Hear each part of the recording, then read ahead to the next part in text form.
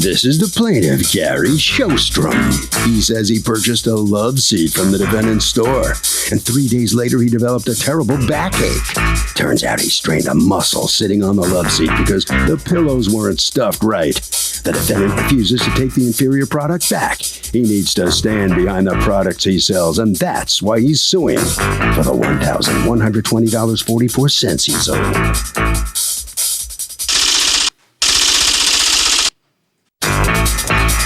This is the defendant, Kevin Pernice. He says the plaintiff complained one side of the couch he purchased was sinking, so he sent out his most experienced technician to fix the problem. He added extra support and extra padding as a courtesy to his customer at no charge. At the end of the day, there's going to be no pleasing this guy because he wants him to redesign the couch. Bottom line, he did everything he could, but refuses to give him a refund. He's accused of not giving enough support.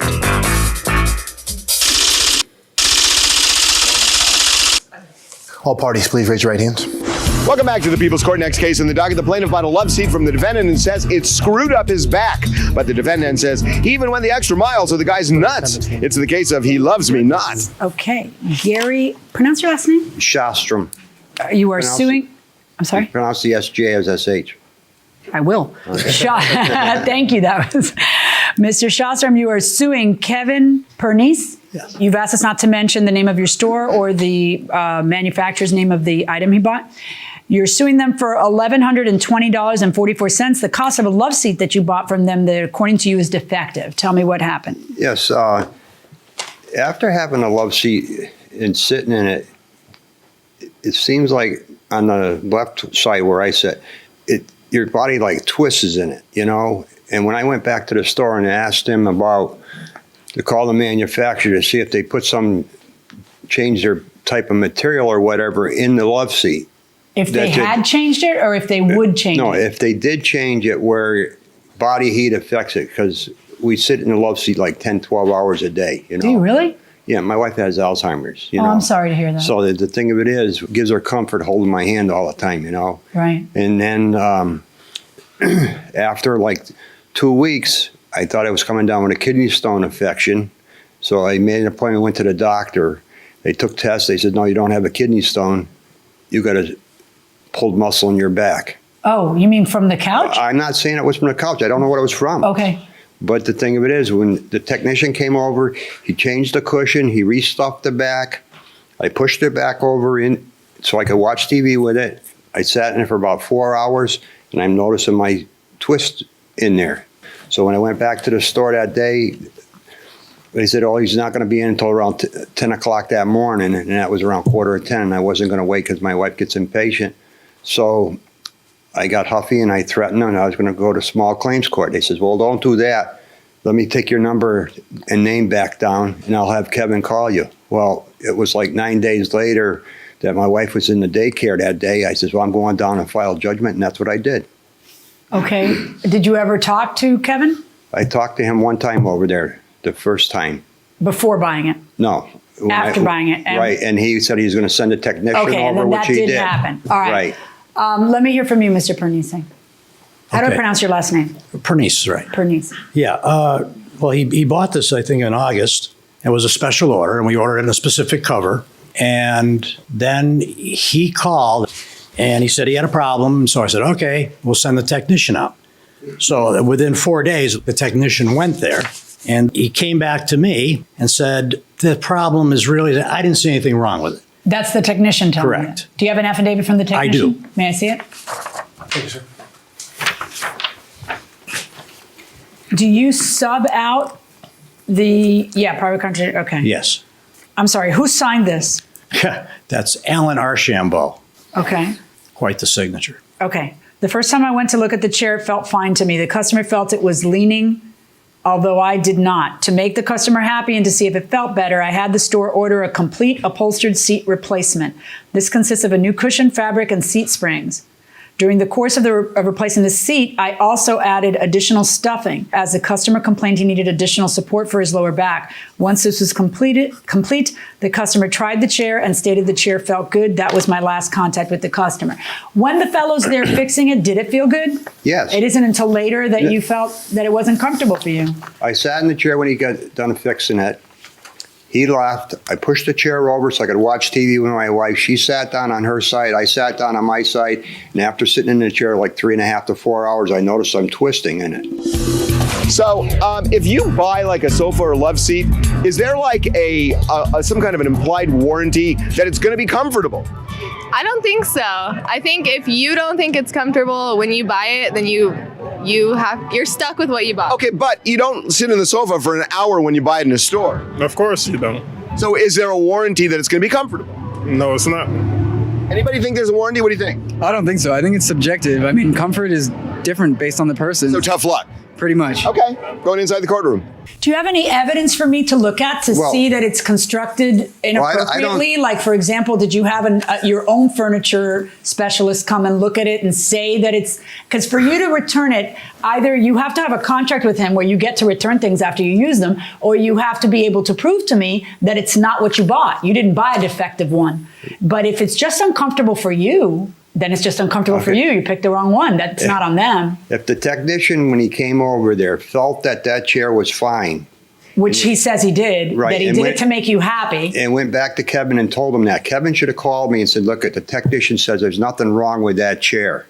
But why? And so, in other words, so Kevin shouldn't turn around, and by the way, who paid for the replacement kit? So Mr. Pernice shouldn't try to make his customer happy by paying for a replacement kit and sending somebody over there to do something you're requesting. I'm not, you know, when I went over to see, I just need proof. I need proof that the thing is manufactured defectively as opposed to it's not comfortable for you. The statement Kevin made before was he special ordered that chair. When I went to the store and sat in a love seat they had on the floor, it was a light tan, which matches my other furniture.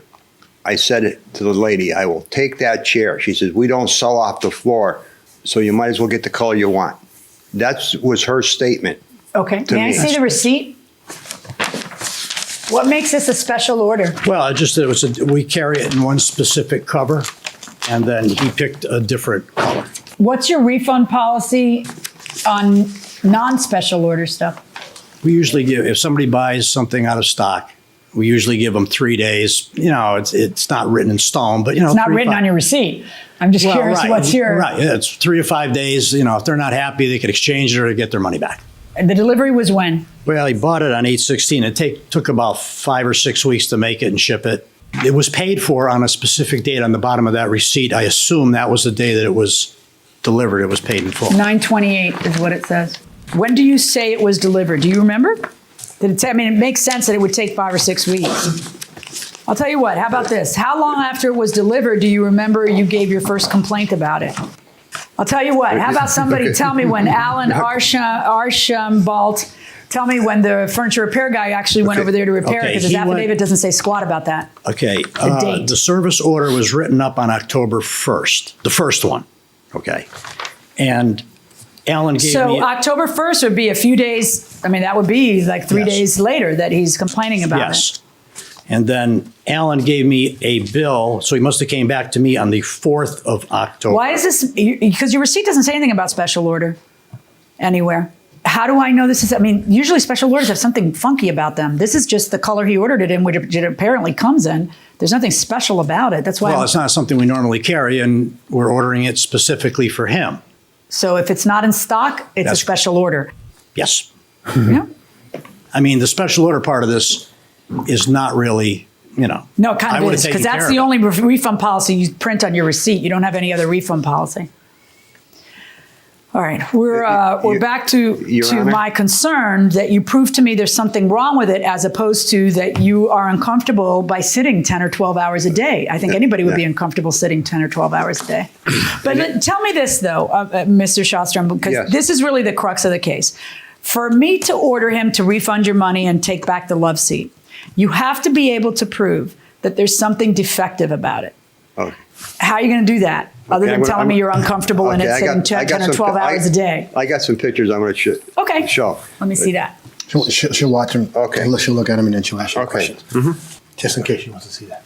Did you ever call the manufacturer, by the way? Yes. I only get voicemails or that electronic stuff they do on a talk, you know. Okay, I'm going to need you over here to explain all the writing that you have on the pictures. Okay. That's a yardstick that you're holding up? No, it's a white piece of PVC. Okay. The chair is back, the bottom is like this, and this, to me, should be parallel. It's back this far here. Yeah, but lots of seats are like that. Not seats aren't like this. I would expect them to be back a little bit. I mean, that's obvious. That's not a hidden fact. See, like, to me, it's sitting back too far. You didn't notice that when you sat in it? No.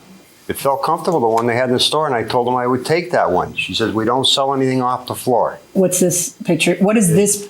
Also is, this sits back an inch and a half farther than the right side. Is this a recliner? Yes. They're both a recliner, yes. I bought in chairs like 15 years ago from that store, recliners, and I loved them. Right. I bought the set I had. We're all getting older though, aren't we? The set I have was made in China. This set? No. The other set? And this Right. was made where?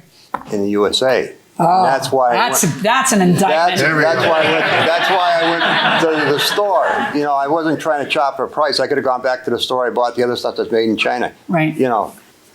All right, so can you go ahead and go back? Thanks, sir. I can't rule in your favor. I just can't based on what you're putting in front of me. What you're basically putting in front of me is the chair's not comfortable for me to sit in 10 or 12 hours a day. I don't even know how to suggest that you shop. I think that you need to shop at a store that's open 10 hours and sit there and have them, don't mind me, I'm just, get one of your grandkids to loan you an iPad, watch them. I don't even know how to, because most people wouldn't be comfortable sitting anywhere 10 or 12 hours a day. Yeah. But that doesn't matter. If that's what you do, then that's what you should be able to do.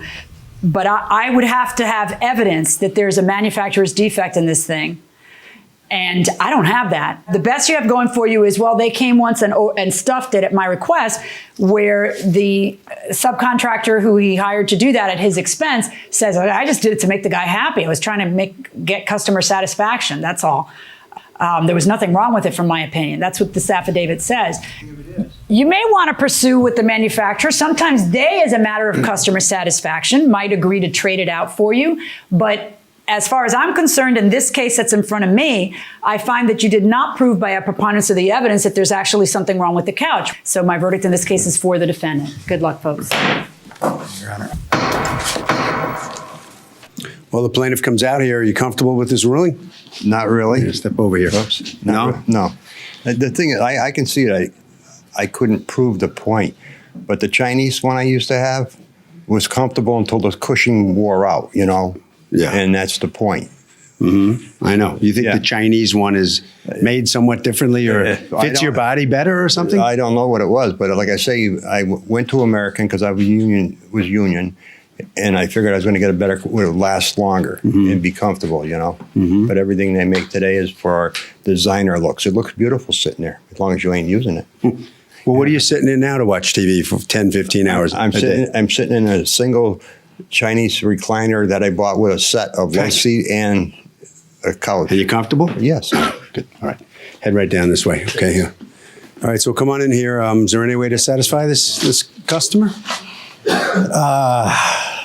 That's a tough one. I mean, we really tried, and it's just, if you're not comfortable with something, I can't make comfort. I can try to fix things that are wrong, but there was really nothing wrong here. And the problem is he's just not comfortable sitting in this thing. And when you're sitting 10, 12 hours a day and it's going to sink in, I think anybody that sits in something 10 or 12 hours a day, you're going to get body. It's going to compress a little bit. It's going to happen. All right. Harvey?